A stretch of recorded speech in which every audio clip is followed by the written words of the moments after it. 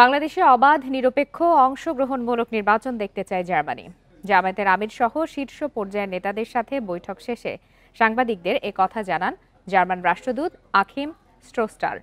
দুপুরে রাজধানীর মক বাজারে জামায়াতের কেন্দ্রীয় কার্যালয়ে ঘণ্টাব্যাপী বৈঠক শেষে এসব কথা বলেন তিনি।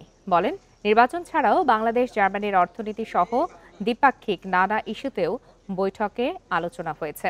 পরে জামায়াতের পক্ষ থেকে প্রচার সম্পাদক মতিউর রহমান আকন্দ জানান, মানুষ হত্যা করে গণতন্ত্র হয় না। গণতন্ত্র প্রতিষ্ঠায় সবাইকে আন্তরিক হতে হবে। স্থিতিশীল, ইনসাফ ও দুর্নীতিমুক্ত দেশ গঠনে কাজ করছে জামায়াত।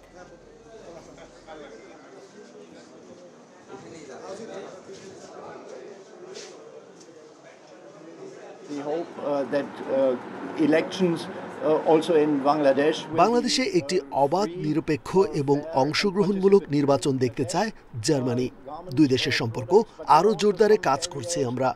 জামায়াতের সাথে বাংলাদেশের রাজনৈতিক ইস্যু ছাড়াও বৈঠকে গুরুত্ব পেয়েছে বাংলাদেশের সাথে জার্মানির অর্থনীতি সহ দ্বিপাক্ষিক নানা ইস্যুতেও।